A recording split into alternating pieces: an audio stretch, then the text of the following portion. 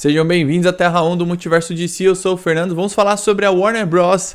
E a DC Comics, essa franquia que nunca deu certo em termos de universo compartilhado e por que não deu certo. Vamos conversar mais sobre isso, já falei alguns pontos aqui pra vocês em vídeos anteriores, mas esse vídeo aqui é pra gente complementar essa nossa discussão aqui, beleza? Todos os dias aqui tem dois vídeos, um às 7h45 da manhã e um entre as 7 e as 8 da noite. Caso está se inscrevendo agora, chegando agora no canal, todo santo dia aqui tem dois vídeos. Vou tentar falar mais de boa, que minha voz ainda não está boa, porque eu tô gastando minha voz nos vídeos.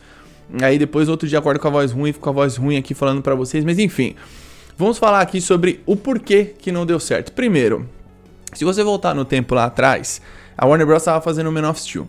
Aí de repente, provavelmente algum executivo ou acionista lá de dentro pegou e falou assim, ué, olha o dinheiro que o MCU tá fazendo, por que vocês não vão fazer o mesmo dinheiro? Sendo que a Warner, olha só como o pensamento, ele é burro e ao mesmo tempo ele não faz tanto sentido. Porque assim, a Warner tinha acabado de entregar uma franquia que fez quase 3 bilhões de dólares, que foi o do Cavaleiro das Trevas. E aí ela tinha acabado de fazer essa franquia, certo? Eles fizeram Man of Steel, 600 milhões, um segundo filme automaticamente, se fosse bom, faria até um pouco mais de bilheteria, tá ligado? Eles poderiam ter fazendo, não sei se com o Zack Snyder, não sei se com aquela galera com esse pensamento do Superman, mas poderia ser uma parada doida. Se fosse uma trilogia do Superman, talvez desse um pouco menos de dinheiro, mas ia dar um dinheiro, tá ligado? O Man of Steel lucrou um pouco, né? Não é um grande lucro, nada absurdo, mas é um filme mais morno. E aí eles pensaram assim, pô, como que a gente vai fazer mais dinheiro? Vamos fazer uma franquia, né? Vamos colocar o Batman no filme do Superman. Só que tem o ponto que é o seguinte, se o Man of Steel tivesse feito, sei lá, mais dinheiro do que ele fez, uns 800 milhões, um exemplo, talvez a gente não veria o Batman no filme do Superman, talvez a gente veria um segundo filme do Superman. Aí não dá pra saber também, porque eu acho que veria, assim. Eles pensaram assim, bom, as pessoas amam o Batman. Acho que na cabeça da galera lá, o Batman deveria ter sido o Christian Bale. De fato, se fosse, ia ser um puta peso maior e tal. Só que o Christian Bale não queria. Ele fala, eu só volto se o Nolan me chamar, né? Se o Nolan for fazer uma coisa nova do Batman, ele me chamar, eu volto. Ele fala isso até hoje. E aí o que acontece? Você teve toda essa ideia muito mal elaborada, que a gente já contou aqui. Só que tem um ponto também que é importante dizer, que é o seguinte. A Warner nunca quis formar um universo compartilhado. Ela fez meio que por fazer. Vamos fazer por fazer e tal. Se eu não me engano, acho que até o Fábio da Caverna do Morcego comentou sobre isso. Ela fez porque o outro lado ali tava dando dinheiro, então ela queria fazer dinheiro também. Ah não, a gente também tem tantos super-heróis quanto vocês. Olha só, a gente tem os maiores super-heróis do mundo. Vamos fazer também. Vamos fazer muito dinheiro. Igual vocês ou mais do que vocês, né? Esse é o pensamento estúpido de um acionista. Aí o que acontece? Você não planeja nada, você dá liberdade para um diretor que não faz sentido, as ideias dele, aí você tira a liberdade dele, depois você faz qualquer coisa ali só porque você acha que vai combinar mais com o MCU. O grande problema da DC não foi o MCU, o MCU não tem nada a ver com a DC. Eles planejaram tudo aquilo lá, aquele estúdio surgiu depois da falência da editora lá no passado, enfim. O que acontece? Você tem uma editora de super-heróis que você poderia fazer a maior IP do mundo. A DC, ela é, teoricamente, a maior propriedade intelectual do mundo no ramo de entretenimento. Teoricamente, eu falei isso, tem uma galera que é burra, não entende. Você tem que desenhar aqui, ó. Teoricamente, ela é a maior. Por que ela não deu certo? Porque tem pessoas incompetentes trabalhando na marca. Quando você vê filmes tipo... É o próprio Batman vs Superman, um Adão Negro da vida, você vê um Esquadrão de 2016, quando você vê o Liga da Justiça, quando você vê os Ligas da Justiça, né, no todo, quando você vê esses filmes todos sendo feitos, assim, sendo lançados, você vê o quanto as pessoas não entendem desses personagens, quantas pessoas pensam que esses personagens, cada hora você tem que dar uma visão diferente pra eles, o quanto essas pessoas têm uma visão equivocada sobre a DC e não conseguem entregar uma parada lúcida e sólida, uma parada que todo mundo vai ver e falar, pô, gostei desse caminho, vamos ir por esse caminho, da hora, tal. É só coisa que divide opinião, ou uma coisa que é um lixo ou que divide opinião. E aí o que acontece? Isso vai afetando no lado financeiro do estúdio, né? Você vai tendo aí filmes muito caros, lucrando muito pouco. Foi o que aconteceu e o que tá acontecendo agora nos últimos filmes. E aí o que acontece? Você tem aqui o MCU fazendo muito sucesso, e eles fizeram por merecer esse sucesso, né? Então o que acontece? Eles planejaram desde o primeiro filme até o último filme e tal, blá blá blá. A DC nunca fez isso. A DC fez o Man of Steel, que era uma coisa, e aí provavelmente deveria ter um segundo filme planejado. Eles colocaram pra ser o Batman vs Superman, uma ideia idiota. E aí, mano, você vai fazendo. Alguns filmes fazem sentido. Tipo, você fazer um filme da Mulher Maravilha faz sentido. Você vai fazer um filme do Aquaman, faz sentido. O filme do Flash só saiu agora, nesse ano, né? Não fez sentido você fazer um filme muito depois. O Flash deveria ter tido um filme lá atrás, se você fosse fazer um filme da Liga depois, tá ligado? E aí o que acontece? Muita gente também questiona que o universo deveria ter sido rebootado no Liga da Justiça. Eu concordo. O problema é que o Aquaman fez 1 bilhão. E aí a Warner ficou tipo, peraí, o Aquaman fez 1 bilhão, tá ligado? Só que o lance também não é isso. Eu acho que eles deveriam ter pegado a franquia do Liga da Justiça e ter repensado. Ter, tipo, sei lá, adiado o Aquaman e ter repensado de outro jeito. O problema é que eles começaram tão mal e chegaram num ponto, que foi o Liga da Justiça, que eles derrubaram a marca no chão, derrubaram a sua maior equipe de super-heróis no limbo. O que acontece? Eles não conseguiram voltar, né? Tipo assim, eles não conseguiram voltar, porque já tinha filme marcado. Se eu não me engano, em 2018 já tinha o Shazam sendo esquematizado, ou em 2017. Tudo começou a dar uma degringolada, né? E aí o que acontece? Eles perderam o controle disso e foram fazendo. Ah, vamos fazer, aí uma hora a gente acerta e tal. Nós fãs, eu, por exemplo, acredito que vocês também pensavam assim. Uma hora vai vir um filme que vai fazer um puta de um sucesso, vai arrumar a casa. E esse filme, um dia a gente vai sonhar com a Liga da Justiça. Que filme que seria esse, né? A gente sempre se iludiu. Não, vamos ter aqui por núcleos e tal. Eu falava muito isso aqui no canal. O que acontece? Quando você para pra pensar friamente, a DC não ia conseguir nunca com a Warner Bros. Com esses filmes. Você para pra pensar friamente, depois do Liga da Justiça, tudo que foi lançado, nada fazia sentido, tá ligado? Nada fazia sentido. Por exemplo, por que você lançou Aves de Rapina? Não tem sentido. Por que você lançou, por exemplo, o Shazam? Também não tem sentido. Menos sentido ainda o Adão Negro sem o Shazam. Ah não, mas tem a Sociedade da Justiça. Adão Negro não tem o menor sentido. Por que você não fez um filme do Superman? Você não fez um filme do Batman do DCU, né? Pegado e falar assim, pô, beleza, não vai ser mais o Ben Affleck, eu vou trocar o ator, eu vou trazer um outro ator e vou fazer o Batman fantasioso aqui. O The Batman era o filme do DCEU e ele virou um filme Elseworld, porque o Matt Reeves pegou, era pra ser o Ben Affleck esse filme, né? E aí ele fez, depois do filme, ele pegou, viu a zona que era e fez um filme à parte. Deve ter falado com a galera lá dentro e falou, não, eu aceito fazer um filme à parte, porque na época ele tava fazendo o Planeta dos Macacos e a Warner falou, não, a gente espera você. E aí ele deve ter conversado com a Warner e falou, beleza, eu só faço um filme se for assim. E certo o Matt Reeves. Eu lembro que na época tinha uma galera que criticou ele. Não, ele tava certo, né? Hoje você pode comprovar isso, ele tava certo. E olha o filme que ele entregou, melhor do que todos os filmes do DCEU, melhor do que todos. The Batman é um filmaço, ele fez uma parada ali de uma pessoa apaixonada pelo personagem, é uma coisa especial, tá ligado? É uma coisa, que nem, por exemplo, você pega o Todd Phillips. Muita gente fala, mas não é um filme tão quadrinho assim e tal, mas é um filme obcecado por cinema. E isso é importante. Então ele pega um vilão muito famoso, muita gente fala assim, o filme poderia ser chamado com qualquer nome, colocaram o Coringa pra ganhar mais dinheiro. Pode até ser, só que é um filmaço, né? Então ele não é qualquer filme, ele não é um filme que você pode questionar a qualidade dele, não, ele é um filmaço, que inclusive ganhou o Oscar de melhor ator e tal. São coisas diferentes. Quando você pega um Elseworld, dá liberdade pra um diretor bom, sai algo bom. E aí você começa a ver a Warner Bros. Perdida, não só em termos de planejamento, mas perdida no direcionamento. Então ela começou a fazer de qualquer jeito, certo? E aí o que aconteceu? Chegou num ponto que você viu agora o que aconteceu, que teve a junção, né? Warner Bros. Discovery, isso aconteceu em 2022. Não lembro exatamente o mês, mas aconteceu no ano passado. O que acontece? O Zaslav entrou, olhou os filmes, viu o Batgirl e falou, não, a gente não vai trazer o Michael Keaton de volta, porque eu acho que não foi só isso, tá? Acho que eles não gostaram realmente do filme. E também o lance do filme tá no HBO Max, e era um filme que talvez tinha um orçamento um pouco menor do que esses outros filmes. Nas contas da galera lá, batia o caso de você adiar e ganhar por, sei lá, eles falam lá, pra você ganhar por impostos e tal. Só que isso é uma conversa que eles dão lá e jogam pra você na mídia. A gente nunca sabe realmente a verdade. Beleza, você cancelou o filme. Tá. E aí você tem o Besouro Azul, que ia pro HBO Max, aí foi pro cinema.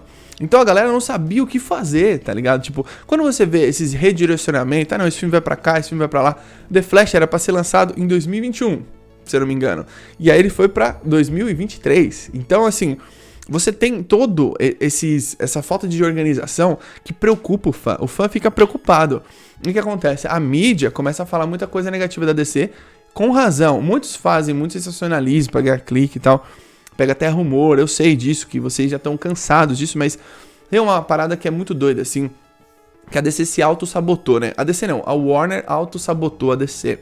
E aí o que acontece? O David Zaslav, igual eu falei, ele pegou e falou assim, vamos criar um estúdio da DC, eu vou colocar pessoas pra cuidar dessa marca. Se você coloca pessoas pra cuidar da marca, não é o Hamada, tá? Não é o Snyder. São pessoas pra cuidar da marca. Um cara pra tomar conta do financeiro ali, que vai ser o Peter Safran, produtor, pra fazer parceria com outras produções, tipo, que nem eles trazem aí basicamente os irmãos Muschietti, o James Mangold, vai vir outros diretores, enfim. E você traz o James Gunn, que é o cara criativo, e não é só o James Gunn que é o cara criativo, né? Algumas outras pessoas estão criando isso dentro do DC Studios como roteiristas. Ele próprio fala, né? Estamos se juntando aqui com grandes roteiristas de Hollywood pra criar um plano, não sei o quê. Porque é isso, eles estão fazendo uma equipe criativa deles, não precisam anunciar isso. Ó, minha equipe é eu, o Tom King, o Jim Lee, sei lá, o fulano aqui, fulano. Tipo, não precisa, tá ligado? Eles só precisam trabalhar, certo? E aí, o que acontece? Quando você pega o DC Studios e joga pra cá, você automaticamente, o plano do Zaslav é esse, né? É blindar essa marca, explorar todo o potencial da DC com essa galera. Enquanto aqui a Warner vai fazendo suas outras franquias, que ela tem várias franquias. Vocês vão ver agora o filme da Barbie, Duna. A Warner tem umas paradas do Harry Potter, que vai lançar uma série no Max, né? Eles estão pensando em refazer filmes do Senhor dos Anéis. Não sei se é refazer ou pegar outros livros do Tolkien, não sei. Vai ser agora é a fase da nostalgia, que Hollywood não tem criatividade, certo? O que acontece? Você tem aqui a oportunidade de você mudar o jogo. E mudar o jogo primeiro dentro da Warner Bros. Provar para os executivos, para os acionistas, para diretor, para ator, para todo mundo, produtor. E eles não entendiam nada do que eles estavam fazendo. Absolutamente nada. E assim, quando você assiste alguns filmes, por exemplo, você percebe que o DCEU tem dois filmes, pra mim, dois filmes, que você percebe isso. Você percebe que eles estão, tipo, meio que tentando seguir a linha do MCU. Dois filmes. Um é o Adão Negro e o outro é o Besouro Azul. Por que eu tô falando isso? Quando você vê os heróis, você pensa assim, isso foi coisa de produtor burro de Hollywood, Walter Hamada. Por quê? Ele pensou assim, bom, por que o MCU faz sucesso? Tá, ele tem aquele herói ali, esse herói... a gente tem uns heróis parecidos, vamos fazer. Senhor Destino, se você parar pra pensar, aí você tem o Esmagaton, aí você tem o Besouro Azul. São personagens que parecem com outros personagens, né? Vou colocar entre aspas aqui, porque os heróis da DC eles são mais antigos. Não é que a DC copiou os heróis. A gente sabe que na maioria das vezes é o contrário. Só que eu não tô falando isso. Eu tô falando que o lance aqui é eles pegaram personagens pra parecer personagens do MCU. Tipo, pra fazer a versão deles, né? O Senhor Destino voltando no tempo, vendo do futuro. Que é aquele filme é uma atrocidade, né? Então eles fizeram isso. Quando você começa a enxergar o todo, você começa a ver um monte de coisa errada. Você fala, caramba... Eles fizeram pra parecer isso, pra parecer... São coisas até óbvias, né? Não é nada muito nas entrelinhas, são óbvias. Bem escancaradas pra gente. E aí, mano, o que acontece? Você tem aqui o James Gunn tentando agora, ele vai começar a fazer o plano dele. Eu acredito muito no potencial criativo do James Gunn. Eu só tenho um pé atrás com o que pode acontecer com esses filmes que vão dar errado, tá ligado? O que será que a Warner Bros. Vai pensar depois disso? O Superman... Por ele ser uma marca muito grande, né, dentro da DC, da Warner, do mundo inteiro, eu acredito que eles vão dar... Eu não sei nem se eu posso falar isso, que é um voto de confiança, mas eles vão dar uma pressão no James Gunn, mas eles vão colocar uma grana nesse filme. Mas não vai ser um filme barato, não dá pra fazer um filme barato do Superman, vocês concordam comigo, né? Agora, a Warner também, ela não é que a Warner não vai fazer o filme e tal. Tem uma galera lá pra pôr dinheiro no filme. O problema é, você tem que deixar o James Gunn efetuar o plano dele agora. O Superman Legacy é o primeiro filme. Se esse filme for bom, já começa a dar um respiro, né? Então a gente fala assim, por exemplo, o Aquaman, o Besouro Azul, tal, são filmes que vão fazer um fracasso financeiro. Sim, eles correm grande risco disso acontecer, de ser um fracasso financeiro, um fracasso comercial, de bilheteria, pode ser uma parada que não se pague, um prejuízo financeiro.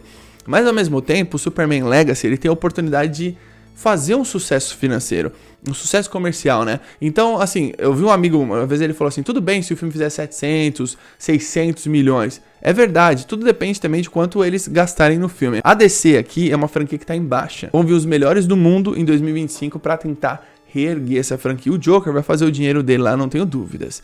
É um filme que custa pouco dinheiro, é uma estratégia muito ligeira, né? Do tipo assim, vou fazer um filme do Coringa, focado em roteiro e atuação, e mais em termos cinematográficos, fazer um filme mais, tipo, mais próximo ali do que era o cinema dos anos 70, dos anos 80, e eu não vou gastar tanto dinheiro com CGI, com boneco de CGI, não é isso, o Joker não tem essa proposta, tá ligado? Então é diferente. Então quando você vê que a Warner Bros. Nunca quis fazer um universo, ela meio que fez por fazer, só pra seguir o hype, né, do universo compartilhado, deu no que deu. Cenas pós-créditos que não levam a lugar nenhum, né? Tipo, personagens aparecendo no filme que nunca vão voltar. Então você vê coisas assim absurdas, né? Cena pós-crédito do Liga da Justiça do cinema, assim como do Liga do Snyder, que não é canônico. Aí você vê o Superman em Adão Negro, Superman sem cabeça em Shazam. Agora, qual que é a esperança do fã? A esperança do fã. Quando eu vi os anúncios de James Gunn, eu fiquei tranquilo com os anúncios. Porque eu falei, pô, isso aqui tá da hora. Ele tá indo pra um lado que ele não tá jogando tanto do lado dele, o lado seguro. Ele tá também, mas não tanto. Porque você para pra pensar, por exemplo, Creature Commands é uma animação super despretensioso. Então é uma coisa que não vai custar tanta grana assim. E é uma série animada no HBO Max. Você tem, por exemplo, o Gladiador Dourado. É uma série de TV. Cara, ninguém vai ligar se essa série não for... Nossa, meu Deus, que sensacional, tá ligado? É o Gladiador Dourado. Aí você tem o Authority. Só que eles estão sendo introduzidos no Superman Legacy. Então, tem um plano. E aí você tem outras coisas, tipo, que não são tão conhecidas pro grande público. As pessoas fãs da DC são Monstro do Pântano. E aí todos os outros heróis, Batman, Superman e Supergirl, são famosos. Então eles têm umas apostas grandes também. E as séries aí tem apostas grandes e apostas pequenas. Paraíso Perdido, Lantern e tal. Aí você tem essas coisas tipo Waller, que é uma série nível ali pacificador. Então, o James Gunn fez um anúncio pé no chão, na minha opinião. Eu já falei aqui, se não fosse pé no chão, você já estaria vendo o filme da Liga aí. Tipo, o último filme vai ser o filme da Liga. Eles poderiam fazer um filme do Batman, Superman, da Mulher Maravilha e depois juntar a Liga num quarto, terceiro filme. A Warner não pode interferir nisso. A Warner tem que ver o todo, né? O Zaslav falou que gostou do plano, que os fãs vão se emocionar e tal. Deixa os caras trabalhar, lógico. Tudo é sobre dinheiro. Os filmes precisam dar uma renda pro estúdio. Os filmes precisam dar o retorno de bilheteria que o estúdio imagina, né? Na verdade, não é nem que o estúdio imagina. Tipo assim, o filme custou tanto. Ele lucrou tanto. Teve um lucro de 100 e poucos milhões. Beleza, faz o segundo aí, continua seu filme, continua seu universo, continua seu plano. O DC Studios precisa disso. O fato de ser um reboot, né, eu acho que pode pesar bastante, do tipo assim, de pesar pro lado positivo, das pessoas verem outros rostos, outros atores. Mas no fundo, pra finalizar o vídeo aqui, a Warner nunca fez um universo por capricho. Nunca fez um universo porque ela queria fazer um universo, queria fazer uma franquia foda. Ela nunca quis isso. Ela fez porque o MCU tinha, então ela se viu na obrigação, os executivos, né, deviam estar pressionando os acionistas, por que vocês não vão fazer um filme de fulano e tal? Mano, foi uma zona, uma baderna, a gente tá vivendo o final disso, esperamos que seja o final, né, que isso não se estenda pro DC Studios, espero que não, mas acho que o Superman Legacy é uma outra parada. Como é o James Gunn fazendo, dá pra gente colocar um voto de confiança nele, porque ele é um cara que tem qualidade na escrita do roteiro. O roteiro do Pacificador, todos os episódios é dele, e aquela série é genial. A direção do Esquadrão Suicida, que eu acho um filme foda e tal, mas não só isso, né, ele tem filmes de sucesso no MCU, então ele agradou os dois lados, mas acho que o James Gunn é um diretor de peso hoje pra dirigir o Superman, tá ligado? Então acho que ele pode fazer um grande trabalho, e é o começo de uma narrativa que agora os filmes estão conectados, então as pessoas vão assistir um filme da DC e vão ver a conexão com o próximo filme, Se os filmes forem bons e forem fazendo sucesso, logo as pessoas vão se ligando. Pô, aconteceu isso no tal filme. Pode ser que no começo, as séries, tipo Lanterna, Paraíso Perdido, Gladiador, Waller, não seja uma parada super conectada. Pode ser que elas vão se conectando aos poucos. Ou elas vão plantando coisas ao redor dessa narrativa toda. Para no futuro você falar, pô, conheço esse herói, eu assisti a série dele, ele aparecer lá num crossover, tá ligado? Umas coisas desse tipo, como é o caso do Lanterna Verde, que é a série que conecta tudo, né? Então é a série que é o grande centro de tudo isso. Mas enfim, essa é a melancólica tentativa de universo compartilhado. Na verdade, eu não posso nem falar tentativa, a Warner nem tentou, ela fez por fazer de qualquer jeito e tal. E nós fãs, hoje conseguimos enxergar isso, mas agora isso doeu no bolso deles. Está doendo, né? E tem mais 2 filmes pra lançar. Está doendo no bolso deles. Imagina a pressão agora pro DC Studios dar certo e pro qualquer outro filme da DC que for lançado. O próprio Besouro Azul tem pressão, o Aquaman, enfim. Deixa aqui embaixo nos comentários a sua opinião. O que você mais percebeu de negativo nesses 10 anos? O que você mais percebeu? Uma coisa que te chamou muita atenção, assim, tanto da Warner Bros, ou do Walter Hamada, ou do Zack Snyder, toda essa galera que é culpada. Lembra, essa galera é toda culpada, não tem ninguém inocente, certo? Essa galera tá tudo incompetente aí, que não conseguiram pegar uma marca de sucesso e transformar num fenômeno, tá ligado? Não só uma marca de sucesso, né? Os maiores super-heróis do mundo e os melhores vilões. Isso é bizarro, é tipo uma piada. Mas enfim, deixa aqui embaixo nos comentários a sua opinião, beleza? Tamo junto, até a próxima.